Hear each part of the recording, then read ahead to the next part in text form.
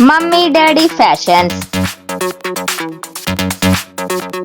Exclusive ready-made dresses, kids wear, ladies wear and sarees showroom. Address SNT Complex, Mini Talkies, South Kacheri Road, Raichur. ದಿನಾಂಕ 12/11/2024 ಸಮಾಜ ಕಲ್ಯಾಣ ಇಲಾಖೆಯು ಪರಿಶಿಷ್ಟ ಜಾತಿಯವರಲ್ಲಿ ಮೀಸಲಾತಿಯ ವರ್ಗೀಕರಣವನ್ನು ಜಾರಿ ಮಾಡಲಿಕ್ಕೆ ಪರಿಶಿಷ್ಟ ಜಾತಿಯ ಸಮುದಾಯದವರಲ್ಲಿ ಶೈಕ್ಷಣಿಕ ಮತ್ತು ಸರ್ಕಾರಿ ನೌಕರಿಗಳಲ್ಲಿ ದತ್ತಾಂಶವನ್ನು ಪಡೆಯಲು ನ್ಯಾಯಮೂರ್ತಿ ಎಚ್.ಎನ್. ನಾಗಮೋಹನ್ ದಾಸ್ ಉಚ್ಚ ನ್ಯಾಯಾಲಯದ ನಿವೃತ್ತ ನ್ಯಾಯಾಧೀಶರ ಆಯೋಗವನ್ನು ರಚಿಸಿದೆ. ಪರಿಶಿಷ್ಟ ಜಾತಿಯ ಸಮುದಾಯದವರಲ್ಲಿ ಶೈಕ್ಷಣಿಕ ಮತ್ತು ಸರ್ಕಾರಿ ನೌಕರಿಗಳಲ್ಲಿ ದತ್ತಾಂಶವನ್ನು ಪಡೆಯುವುದು ಅತಿ ಸೂಕ್ಷ್ಮವಾದ ವಿಚಾರ. ಎಚ್.ಎನ್. ನಾಗಮೋಹನ್ ದಾಸ್ ಅವರು ಒಬಿಸಿ ಜನಾಂಗಕ್ಕೆ ಸೇರಿದವರು. ಇವರು ನಮಗೆ ನ್ಯಾಯ ನೀಡುತ್ತಾರೆ ಎಂಬ ನಂಬಿಕೆ ನಮಗಿಲ್ಲ.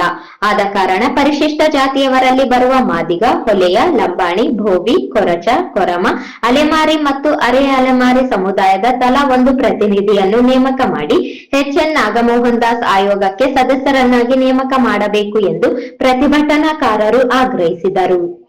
ನಮ್ಮ ಮಾದಿಗ ಸಮುದಾಯದ ಪ್ರತಿನಿಧಿಯನ್ನಾಗಿ ಹೇಮರಾಜ್ ಅಸ್ಕಿಯಾಳ ಅವರನ್ನು ಎಚ್.ಎನ್. ನಾಗಮೋಹನ್ ದಾಸ್ ಆಯೋಗಕ್ಕೆ ಪ್ರಾತಿನಿಧಿಕ ಸದಸ್ಯರನ್ನಾಗಿ ನೇಮಕ ಮಾಡಬೇಕು.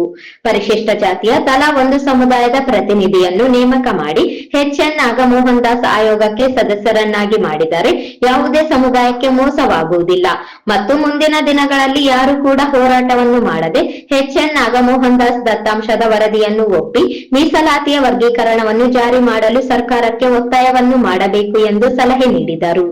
ನೈಜ ಪರಿಶಿಷ್ಟ ಜಾತಿಯ ಸಮುದಾಯದವರಿಗೆ ದಕ್ಕಬೇಕಾದ ಸರ್ಕಾರಿ ನೌಕರಿಗಳನ್ನು ಪರಿಶಿಷ್ಟ ಜಾತಿಗೆ ಸೇರದಿರುವ ವ್ಯಕ್ತಿಗಳು ಸುಳ್ಳು ಜಾತಿ ಪ್ರಮಾಣ ಪತ್ರಗಳನ್ನು ಪಡೆದುಕೊಂಡು ಸರ್ಕಾರದ ಸೇವೆಯಲ್ಲಿದ್ದಾರೆ. ಅಂತವರನ್ನು ಗುರುತಿಸಿ ಅವರ ವಿರುದ್ಧ ಕ್ರಿಮಿನಲ್ ಪ್ರಕರಣವನ್ನು ದಾಖಲಿಸಬೇಕು ಮತ್ತು ನಮ್ಮ ರಾಜ್ಯದ ಮಾನ್ಯ ಉಚ್ಚ ನ್ಯಾಯಾಲಯದಲ್ಲಿ ಸುಳ್ಳು ಜಾತಿ ಪ್ರಮಾಣ ಪ್ರಕರಣಗಳನ್ನು ಇತ್ಯರ್ಥ ಮಾಡಲು ವಿಶೇಷ ಪೀಠವನ್ನು ಸ್ಥಾಪಿಸಬೇಕು.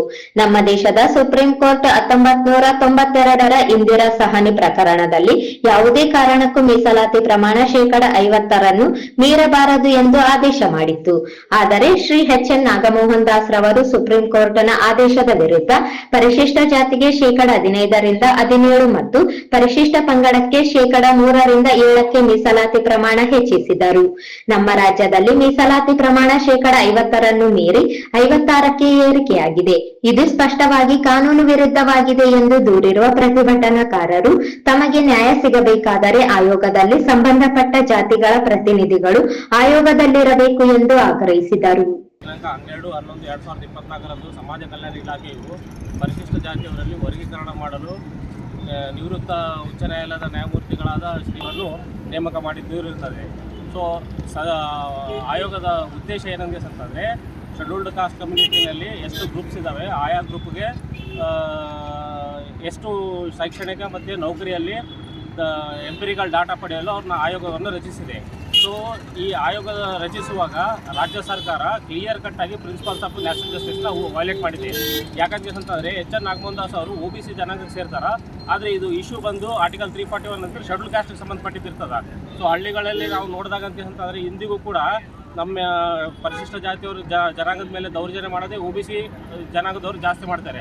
ಸೊ ಹಾಗಾಗಿ ನಮ್ಮದೇನು ಒತ್ತಾಯ ಇದೆ ಅಂತಂದರೆ ನಿಜವಾಗ್ಲೂ ಸರ್ಕಾರದ ಉದ್ದೇಶ ಏನಾದರೂ ಪರಿಶಿಷ್ಟ ಜಾತಿಯವ್ರಿಗೆ ಏನಾದರೂ ಒಳ್ಳೇದು ಮಾಡ್ಬೇಕಂತಂದರೆ ಪರಿಶಿಷ್ಟ ಜಾತಿಯಲ್ಲಿ ಬರುವ ಮಾದಿಗ, ಹೊಲೆಯ, ಲಂಬಾಣಿ, ಬೋವಿ, ಕೊರಚ, ಕೊರಮ, ಅಲೆಮಾರಿ ಎಷ್ಟು ಏನು ಪರಿಶಿಷ್ಟ ಜಾತಿಗಳ ಸಮುದಾಯದ ಗುಂಪುಗಳಿದ್ದಾವಲ್ಲ, ಆಯಾ ಸಮುದಾಯದಿಂದ ತಲಾ ಒಬ್ಬರನ್ನು ಪ್ರತಿನಿಧಿಯಾಗಿ ಸದಸ್ಯರನ್ನು ಮಾಡ್ಬೇಕು ಆಯೋಗಕ್ಕೆ. ಹಾಗಾದರೆ ಅದು principles of natural justice cover ಆಗ್ತದೆ. ಇಲ್ಲದಕ್ಕೆ ಅಂತಂದರೆ ನಾಗಮೋಹನ್ ದಾಸ್ ಅವರು ಏನು ವರದಿ ಕೊಡ್ತಾರ ಅದು ರಿಪೋರ್ಟ್ ಅಂತೂ ಪಬ್ಲಿಷ್ ಮಾಡಲ್ಲ. ಯಾಕಂತಂದರೆ ಈ ಹಿಂದೆ ಎ.ಜೆ. ಸದಾಶಿವ ಅವರು ಆಯೋಗ ನೇಮಕ ಮಾಡಿತು, ಅವರು ವರದಿ ಸಲ್ಲಿಸಿದ್ರು. ಆ ವರದಿ ಇದುವರೆಗೂ ಪ್ರಿಂಟ್ ಮಾಡಲಿಲ್ಲ. ಬೇರೆ 1975ನಲ್ಲಿ ಎಲ್.ಜಿ. ಅವನೂರು ರಿಪೋರ್ಟ್ ಪಬ್ಲಿಷ್ ಮಾಡಿದ್ರು.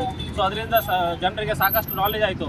ಸೊ ಇಲ್ಲಿ ಉದ್ದೇಶ ಏನಿದೆ ಅಂತಂದರೆ ತಲಾ ಒಂದು ಸಮುದಾಯದ ಪ್ರತಿನಿಧಿಯನ್ನು ನಾಗಮೋಹನ್ ದಾಸ್ ಆಯೋಗಕ್ಕೆ ನೇಮಕ ಮಾಡಿದರೆ ಯಾವುದೇ ಸಮುದಾಯಕ್ಕೂ ತೊಂದರೆ ಆಗೋದಿಲ್ಲ ಮತ್ತು ಮುಂದಿನ ದಿನಗಳಲ್ಲಿ ಇದೇ ಹೋರಾಟಗಳನ್ನು ತಪ್ಪಿಸಲು ಮತ್ತು ಎಲ್ಲ ಸಮುದಾಯದವರು ಇದನ್ನು ಒಪ್ಪಿ ಒಳ ಮೀಸಲಾತಿ ವರ್ಗೀಕರಣವನ್ನು ಬೇಗ ಜಾರಿ ಮಾಡ್ಬೇಕಂತ ಹೇಳ್ತೀವಿ.